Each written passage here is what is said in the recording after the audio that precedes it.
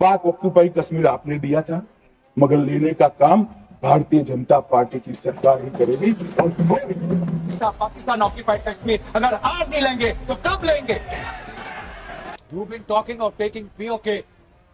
Please take it.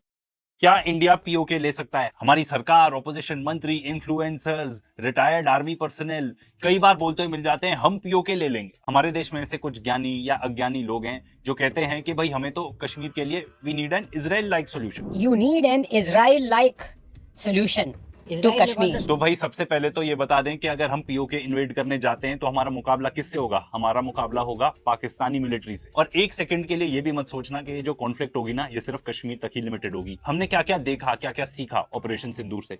सबसे पहले we lost jets, चाहे 3 जेट थे या 5 जेट थे, ये तो अब ओपन में ही है। जब हमारे सीडीएस आके ही एडमिट कर सकते हैं कि भाई जेट्स लूज हुए थे, तो हाँ डेफिनेटली लूज हुए थे। वो लोग जो भी हैं जो बोलते हैं कि भाई हम उससे नहीं डरेंगे, न्यूक्लियर की धमकी, न्यूक्लियर की धमकी। अरे भाई न्यूक्लियर धमकी देने के लिए ही बनाया है उन्होंने। किसी भी देश ने न्यूक्लियर धमकी देने के लिए ही बनाया है, क्योंकि आज के डेट में अगर आप न्यूक्लियर वॉर छेड़ देते हो तो it is mutually assured destruction, 100%। सभी कुछ खत्म है, तो वो डेटरेंस के लिए ही बनाया गया है न्यूक्लियर वेपन, ठीक है ना। या अगर आपको इस टाइप की भाषा यूज करनी है कि धमकी देने के लिए बनाया गया है, तो हाँ भाई उसी के लिए बनाया है। पर ऑपरेशन सिंदूर के दौरान तो आप न्यूक्लियर छोड़ो, इनफैक्ट कन्वेंशनल वॉरफेयर में भी हम उनसे हार ही गए थे, हम उनसे पीछे थे 100%। तो इस टाइप का इंटरवेंशन होता है कि हम जाके पीओके ले लेंगे तो जो वॉर होगा ना, इंडिया ने कभी ऐसा वॉर देखा ही नहीं होगा, 100% गारंटीड। इतना ब्लडी होगा, सिविलियन मिलिट्री कैजुअलिटीज इतनी ज्यादा होंगी आप सोच भी नहीं सकते। इतनी तबाही मच जाएगी। एंड ऐसा थोड़ी है सिर्फ कश्मीर के आसपास ही बम फूटेंगे। देन अगर वॉर है देन सब कुछ लेजिटिमेट है, दिल्ली पे भी बम फूट सकता है, कहीं भी बम फूट सकता है। एंड ये आपने ऑपरेशन सिंदूर के दौरान देख ही लिया होगा ना। एंड सबसे इंपॉर्टेंट बात, क्यों जीरो चांस है, zero of any military success. Certain part of PoK तो चाइना के पास ही है, तो क्या हम चाइना से भिड़ जाएंगे? वो भी एकदम हेड ऑन। हम अफोर्ड ही नहीं कर सकते भाई, चाइना एकदम अलग लेवल पे है, वो तो यूएसए को मार दे सकता है, इस लेवल पे है वो, क्योंकि वो हमसे हर चीज में आगे हैं। वो अपनी सारी चीजें खुद बनाते हैं, उनके जो फाइटर जेट्स हैं वो, उनके पास 5th जनरेशन फाइटर जेट है जो वो खुद मैन्युफैक्चर करते हैं। मैं अब भी कहता हूं पाकिस्तान से कश्मीर छीनने के सपने छोड़ दो। पाकिस्तान ने एटम बम डराने के लिए नहीं रखा है। पाकिस्तान ने जंग में जो हमारे साथ किया है वो हमें भूलना नहीं चाहिए, क्योंकि अगर भारत ने पाकिस्तान के कश्मीर पर कब्जा करने की कोशिश की तो चाइना पाकिस्तान के कश्मीर में अपने इंटरेस्ट को प्रोटेक्ट करने के लिए जरूर हरकत में आएगा। और अब पाकिस्तान जंग के बाद मजीद ताकतवर हो चुका है, पाकिस्तान के पास मजीद इक्विपमेंट आ गया है। इस बारे में मशहूर भारतीय यूट्यूबर की रेटेड चैनल के तज्जिया निगार क्या कहते हैं, आइए देखते हैं। चलते हैं स्क्रीन की तरफ। पाक ऑक्यूपाई कश्मीर आपने दिया था, मगर लेने का काम भारतीय जनता पार्टी की सरकार ही करेगी। और पाकिस्तान ऑक्यूपाइड कश्मीर अगर आज नहीं लेंगे तो कब लेंगे? You've been talking of taking POK. Please take it.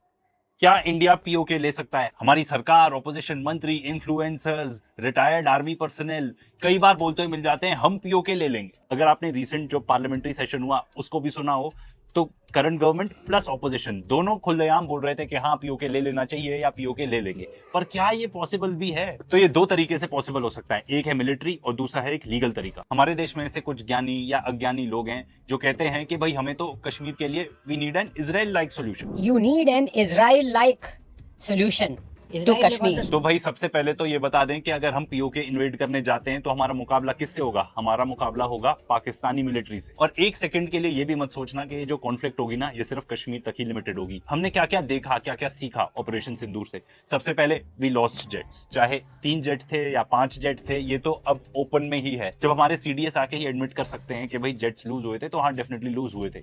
एक फ्रेंच इंटेलिजेंस रिपोर्ट तो ये भी बताती है कि कम से कम एक राफेल था। एंड किसी भी कॉम्बैट जोन में फर्स्ट टाइम है कि एक राफेल गिरा है। ऑपरेशन सिंदूर के दौरान चाइना लाइव इनपुट्स के साथ पाकिस्तान को हेल्प कर रहा था, और ऐसा तो जो हमारे डेप्यूटी आर्मी के चीफ हैं वही बता चुके हैं। एंड ये तो रिसेंट ही न्यूज है कि चाइना ने लॉन्च किए और सैटेलाइट्स, जिससे जो पाकिस्तान की कैपेबिलिटी है ऑब्जर्वेशन की वो और बढ़ जाएगी। तो भाई बेसिकली अब तो और भी ज्यादा डेटा उनको खुद ही मिल जाएगा। ऑन दी अदर हैंड हमारी कोई भी ऐसी पर्टिकुलर कैपेबिलिटी नहीं है। एंड ये हम पहले भी बता चुके हैं कि चाइना की ये जो कैपेबिलिटी है स्पेस से मॉनिटर करने की, this is better than anyone else, किसी से भी बेहतर है। अगर आप यूएस और यूरोप दोनों की कैपेबिलिटी कंबाइन भी कर दो ना, तो वो भी उतनी अच्छी नहीं है जितनी चाइना की कैपेबिलिटी है स्पेस से मॉनिटर करने की। इससे क्या फायदा होगा, यू मे आस्क? अगर आपका ओपोनेंट जरा भी कुछ मनूवर करेगा तो आपको पहले ही पता चल जाएगा। जेट्स टेक ऑफ तो दूर की बात है, अगर वो अपनी मिसाइल इधर से उधर भी शिफ्ट करेगा तो भी आपको पता चल जाएगा कि वो क्या करने वाला है। इंडिया आइसोलेट हो जाएगा डिप्लोमेटिकली। वैसे भी ऑपरेशन सिंदूर के दौरान एक भी देश नहीं आया था हमारे सपोर्ट में। एक एग्जांपल आप इससे भी ले लो कि हम कितने डिपेंडेंट हैं दूसरे देशों पर,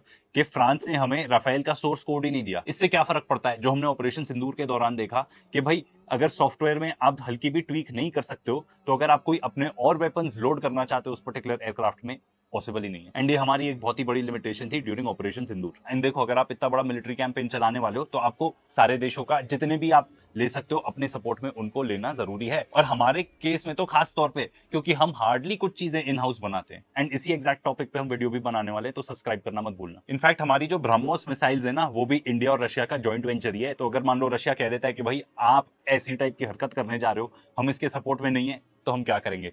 Pakistan on the other hand, उसको पूरा सपोर्ट मिलेगा, क्योंकि अग्रेसर तो हम होंगे, वो थोड़ी होगा। एंड पाकिस्तान के पास है चाइना। वैसे भी China 80% of Pakistan defence equipment supply करता है, तो वो एकदम ही रिलायबल सप्लायर रहेगा for all sorts of spares या जो भी मटेरियल रिक्वायर्ड रहेगा उसके लिए। चाइना तो बहुत हेविली इन्वेस्टेड है into Pakistan. Belt and road initiative के बारे में तो सुना ही होगा। एंड अगर आप ऑपरेशन सिंदूर के बारे में बात करो तो 3 कंट्रीज थी जिन्होंने आके फुल्ली सपोर्ट किया पाकिस्तान को, Turkey, Azerbaijan end of course China. And इस चीज के बारे में तो सीडीएस जनरल चौहान ने भी वार्न किया था। इनफैक्ट उन्होंने ये बताया था कि ये पाकिस्तान, चाइना, बांग्लादेश इकट्ठे हो गए हैं तो ये इंडिया के लिए एक थ्रेट हो सकता है, या एटलीस्ट इंडिया के सिक्योरिटी इंटरेस्ट में तो नहीं है। एंड ऑफ कोर्स जब आप जाके इस टाइप का अटैक करोगे तो न्यूक्लियर का रिस्क तो है ही है। अब भाई ऑपरेशन सिंदूर के दौरान भी तो यही हुआ। अब भी वो लोग जो भी हैं जो बोलते हैं कि भाई हम उससे नहीं डरेंगे, न्यूक्लियर की धमकी, न्यूक्लियर की धमकी।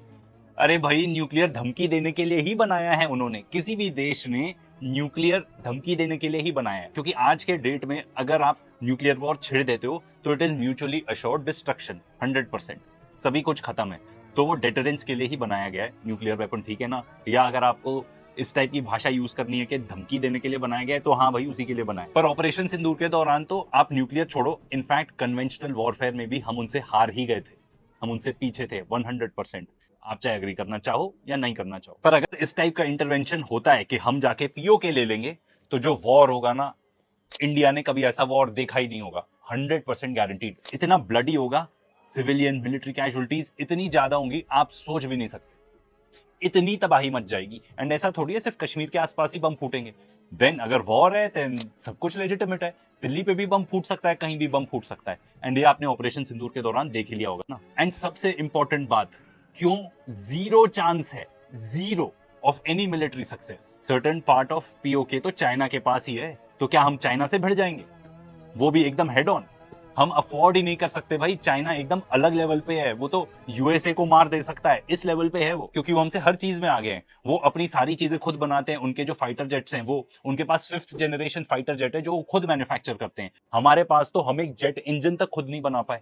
स्पेस टेक में वो लोग इतने आगे हैं, मैंने आपको ऑलरेडी बता ही दिया उसके बारे में। एआई में इतने आगे हैं, उनके पास जो मिसाइल्स का आर्सनल है वो भी हमसे बहुत ही ज्यादा सुपीरियर है। एंड हम कहाँ हैं उनके आगे? ऑनेस्टली बिल्कुल भी नहीं है। उनके पास तो 2 साल में एक आर्मी ऑफ रोबोट्स तैयार हो जाएगी, तो रोबोट लड़ने आएंगे। दैट इज ऑफ कोर्स अगर हम कभी भी ऐसा सोचें या डिसाइड करें कि ऐसा हमको कुछ मिलिट्री एक्शन लेना है, पीओके लेना है, तो our country will be doomed. इसके बारे में कोई दो राय नहीं है। देखो, इजराइल अफोर्ड कर सकता है ये सब करना, क्योंकि वो अटैक डॉग है वेस्टर्न एलाइज का, ठीक है ना? वो बना ही इस चीज के लिए। एंड वो बेसिकली एक्सटेंशन है of US empire and last phase है कॉलोनाइजेशन का। एंड इसी वजह से उसको सारे वेस्टर्न एलाइज सपोर्ट करते हैं। इसीलिए इंडिया और इजराइल का तो कोई कंपैरिजन ही नहीं है, मत करो। दोनों देश बहुत ही अलग हैं। अब ये तो बात हम मिलिट्री की कर रहे हैं। डिप्लोमेटिकली आप सोचो क्या होगा।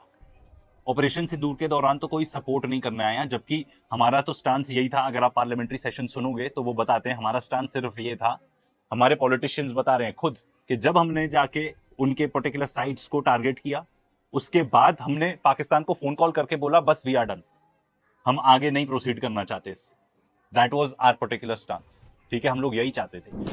अध्यक्ष महोदय, 7 मई 2025 को हमले माने 1:35 के तुरंत बाद भारतीय डीजीएमओ ने हॉटलाइन संदेश के माध्यम से पाकिस्तान के डीजीएमओ यानी डायरेक्टर जनरल मिलिट्री ऑपरेशन से संपर्क किया और टेरर इंफ्रास्ट्रक्चर के खिलाफ हमारे हमले के रेशनल और मेथोडोलॉजी के बारे में पूरी जानकारी दी और यह तथ्य भी बताया ये हमले स्केलेटरी नेचर वाले नहीं थे, माने इसको हम आगे नहीं बढ़ाना चाहते।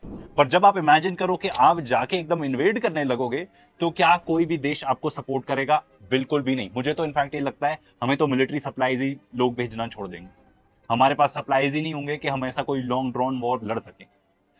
बहुत चांसेस है कि हमारे साथ ट्रेड ही करना बंद कर दें। वो कहेंगे कि भाई नहीं करना, हमारी इकोनॉमी कोलैप्स हो जाएगी। सैंक्शंस भी लग सकते हैं, आप रशिया का ही एग्जांपल ले लो, पर रशिया और इंडिया का भी कोई कंपैरिजन नहीं है। उनके पास है ऑयल एंड गैस, इतना बड़ा देश है, अपना ऑलमोस्ट सारा डिफेंस इक्विपमेंट वो खुद बनाते हैं, एंड उनके पास एक बहुत ही लेजिटिमेट रीजन है यूक्रेन को इन्वेड करने का। कोई डाउट हो तो ये वीडियोस बनाए हैं, 2 पार्ट सीरीज जरूर चेकआउट करना। मतलब हमारे लिए अगर मान लो सैंक्शंस लगते हैं, हमारे साथ देश ट्रेड करना छोड़ देते हैं, तो भाई हमारे लिए तो डिजास्टर ही हो जाएगा। And let me tell you, अगर इतना आसान होता ना पीओके लेना, तो कभी ना कभी कहीं ना कहीं कोई हमारे यहाँ देश से ही अटेम्प्ट कर चुका होता। और फिर से इजराइल से ही कंपैरिजन ले लें, वो हमास को नहीं हरा पा रहे हैं। गाजा इतनी छोटी सी जगह है और वो एक मिलिशिया ही है, एंड इजराइल को पूरी हेल्प मिलती है अपने फौज से to do whatever they want. और गाजा में वैसे भी जो भी कुछ अंदर जाता है बाहर आता है, सब कुछ तो इजराइल ही कंट्रोल करता है। फिर भी जाके वो इन्वेड नहीं कर पाए ना। एंड देखो, कोई कंपैरिजन ही नहीं है। हम यहाँ पे किसकी बात कर रहे हैं? हम बात कर रहे हैं पूरी फुल फ्लेजेड आर्मी की, जिसकी air force, mind you, judging from what has happened the last time around, उन्होंने हमको हरा दिया था in that air battle. And ये ओपिनियन नहीं है, न्यूज जाके पढ़ लो, आपको पता चल जाएगा। हमारे जेट्स गिरे, उनके 0 गिरे, हु वन यार। एंड ऑफ कोर्स वो एक न्यूक्लियर आर्म्ड कंट्री है, तो कोई कंपैरिजन ही नहीं है। तो लीगल तरीके पे आ जाते हैं, तो यूनाइटेड नेशंस का कोर्ट है called international court of justice. India ने तो हमेशा ये स्टांस रखा है कि भाई जो भी होगा it is a bilateral issue between India and Pakistan, हम ही डिसाइड करेंगे, हमें किसी मीडिएटर की जरूरत नहीं है। ऑफ कोर्स याद होगा जेनोसाइडल डॉन, डोनाल्ड ट्रंप की बात कर रहा हूं, एकदम बीच में चक रहे थे कि मैं मीडिएट करूंगा। एटलीस्ट इंडिया ने इस मामले में तो उनको चुप करा दिया ना। बट देन ऑफ कोर्स वो साइड डॉन है, डोनाल्ड ट्रंप है, तो कभी भी आके फिर से उठा के बोल सकते हैं कि मैं मीडिएट करूंगा। बट पिछले कुछ हफ्तों से तो एटलीस्ट ऐसी कोई स्टेटमेंट उन्होंने नहीं दिया। और इफ एनीथिंग पाकिस्तान ने बोला है, इनफैक्ट ये 2019 की बात है जब आर्टिकल 370 हटाया गया था, उन्होंने बोला था कि हम आईसीजे जाएंगे। इंडिया ने कभी ऐसा स्टांस ही नहीं रखा कि हम आईसीजे जाएंगे रिगार्डिंग कश्मीर। आई नो आप में से बहुत सारे लोग ऑलरेडी अवेयर हो गए, पर थोड़ी सी हिस्ट्री जान लेनी जरूरी है। एंड हम कोई भी इंडियन वेबसाइट, पाकिस्तानी वेबसाइट, कोई भी ऐसा सोर्स नहीं ले रहे हैं। हम एक न्यूट्रल पर्सपेक्टिव से इसको अप्रोच करेंगे कि दुनिया क्या कह रही है। इसलिए ये पर्टिकुलर जो आर्टिकल है CFR से उठाया हमने। तो इंडिया पाकिस्तान का वॉर सबसे पहला कौन सा था? तो अकॉर्डिंग टू CFR ये तब चालू हुआ जब पश्तून ट्राइब्समैन थे from north west of Pakistan, उन्होंने कश्मीर को इन्वेड किया, अलेजेडली विद पाकिस्तानी सपोर्ट। तो जो महाराजा हरी सिंह थे उस टाइम पे, उन्होंने एक साइन किया डॉक्यूमेंट इंडियन गवर्नमेंट के साथ, known as the instrument of accession, जिसमें ये अग्री हुआ था कि जो कश्मीर है वो इंडिया को ज्वाइन करेगा, पर वो ऑटोनोमस रीजन रहेगा with in the country. And बदले में क्या मिला उनको? बदले में मिला कि जो इंडियन आर्मी है वो आके बेसिकली पाकिस्तान से लड़ेगी। तो इंडिया ने एक्सेप्ट किए वो टर्म्स, इंटरवीन किया उन्होंने कश्मीर में, पाकिस्तान के साथ वॉर हुआ, 1 साल ऑलमोस्ट लड़ाई हुई। फिर दोनों देशों के बीच में यूनाइटेड नेशंस ने ब्रोकर किया सीज फायर। उस टाइम पे जहां जहां भी आर्मीज आई थी, LOC वहां पे ड्रॉ हो गया। तो रफली अकॉर्डिंग टू दिस इंडिया को 2/3 कश्मीर मिला और बाकी पाकिस्तान ने लिया।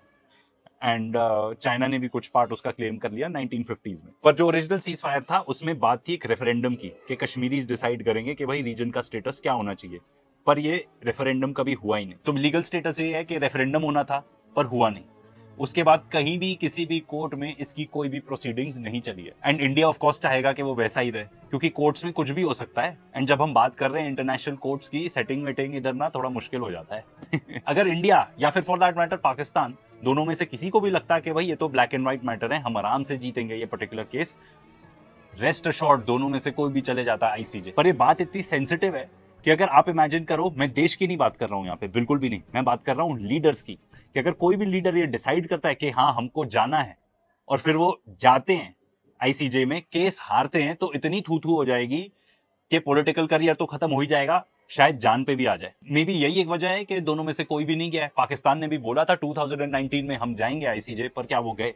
इसके और भी बहुत सारे कारण हो सकते हैं जो हमें नहीं पता। इंडिया वर्सेस पाकिस्तान क्रिकेट में तो बहुत देखा होगा, पर आपको पता है ICJ में कितनी बार इंडिया वर्सेस पाकिस्तान हुआ है? 4 बारी। तो ये तो बात हो गई लीगल की, इस पे भी ऐसे बहुत क्लियर कट रास्ता तो है नहीं जो इंडिया अपना सकता है POK लेने के लिए। पर वीडियो अभी खत्म नहीं हुआ है, कहानी बाकी है। एक और तरीका है, अब हमारे यहाँ पे इतने सारे राइट विंग प्रोपेगेंडा फैलाने वाले लोग हैं कि वो कुछ भी वीडियो बनाएंगे। तो एक और वीडियो बनी हुई है अबाउट बल्कनाइजेशन ऑफ पाकिस्तान, मतलब पाकिस्तान को 4-5 टुकड़ों में बांट दो।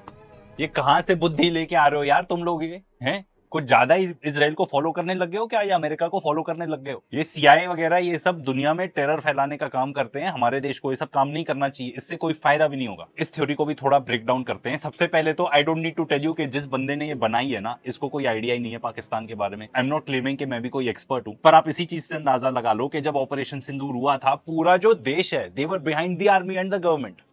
तो अगर कुछ भी ऐसा कॉन्फ्लिक्ट होगा तो क्लियरली सब एकदम एकजुट हो जाएंगे कि भाई हिंदुस्तान आ रहा है, हमें मारने आ रहा है हिंदुस्तान, हम सबको इकट्ठे रहना है। और यही तो हुआ, हमारी मीडिया चिल्लाती रही, झूठ बोलती रही, वो तो उनका काम ही है कि जनरल आसिम मुनीर अपना भाग गए, ये हो गया वो हो गया। एक हमारे एक्स डिप्लोमेट, देश के एक्स डिप्लोमेट, इनकी दीपक वोरा की शक्ल दिखाओ भाई, ये भी कह रहे थे कि भाई ऐसी खबर आई है कि वो US में या बेल्जियम में कहीं घूम रहे हैं, general Asim Munir. I believe that man Mullah Munir, the so-called army chief, he's fled the country. And I'm not saying this. Some of my American friends have said they have seen a chap looking like him wearing a golf cap walking around somewhere in the United States, New Jersey or somewhere else. They feel that he has run away. हुआ क्या? एकदम उल्टा, बन गए field marshal. ठीक है, Trump के साथ लंच भी कराए। इसलिए मुझे नहीं लगता ऐसा कुछ भी पॉसिबल है। अगर आप कोई भी जाके ऐसा अटैक करोगे तो आप उस देश को और स्ट्रॉन्ग ही बना रहे हो, उस देश को और आप इंसेंटिव दे रहे हो कि वो अपने आर्मी के पीछे आ जाए या गवर्नमेंट के पीछे आ जाए। एंड मेरा पर्सनल ओपिनियन तो ये है कि इंडिया को ऐसा कुछ करने का सोचना भी नहीं चाहिए। कितना पैसा खर्च होगा इस चीज में? हमको यूनाइटेड स्टेट्स ऑफ अमेरिका है नहीं कि हम छापते जाएं, डॉलर छापते जाएं, ठीक है ना। हमको वो पैसा अपने देश में स्पेंड करने की जरूरत है। एजुकेशन का क्या हाल है हमारे देश में, वो इस पर्टिकुलर वीडियो में चेकआउट कर लेना। हम कोई अमेरिका नहीं है, ना हमारे पास उस टाइप की पावर है जो अमेरिका के पास है कि हम जाके किसी भी देश में कू ऑर्गेनाइज करा पाए। And I am not being at all disrespectful towards raw और एनीथिंग, क्योंकि हमारे देश का ये पर्टिकुलर काम है नहीं, तो ये सब टाइप की थ्योरी मत दो, ठीक है ना। और आपको क्या लगता है पाकिस्तान शांत बैठा रहेगा? हमारे पास रॉ है तो उनके पास ISI है, उनके पास चाइना का भी सपोर्ट है। अगर आप इस टाइप की हरकत करते हो, डिस्टेबलाइज करने की कोशिश करते हो एक देश को, तो they will retaliate in kind, वो भी सेम चीज आपके साथ करेंगे। एंड उनके पास सपोर्ट रहेगा चाइना का, तो वो हर टाइप की चीज कर सकते हैं, टेररिस्ट अटैक कर सकते हैं। कितने कितने स्लीपर सेल है हमारे यहाँ पे, हमें नहीं पता, ठीक है ना। पहलगाम का एग्जाम्पल ले लो, टेररिस्ट आए, आराम से उन्होंने अपनी डीड की, जो उनको करना था निकल भी गए, ठीक है। साइबर वॉरफेयर हो सकता है, प्रोपेगेंडा फैला सकते हैं, फेक न्यूज का भरमार हो जाएगा, पर हमको क्या फर्क पड़ता है उससे? हमारे यहाँ तो ऑलरेडी मीडिया है ना। हमारे यहाँ लॉ एंड ऑर्डर की स्थिति देख लो, क्या हाल है।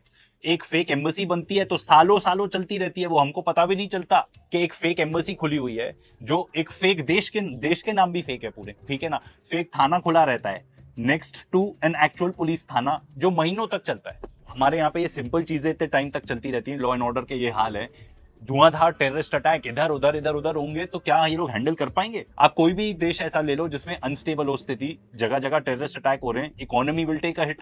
कोई भी कंपनी आके यहाँ इन्वेस्ट नहीं करना चाहेगी अगर देश इतना अनस्टेबल है। तो अगर आप उनको डिस्टेबलाइज करोगे तो वो भी आपके साथ सेम ही चीज करेंगे।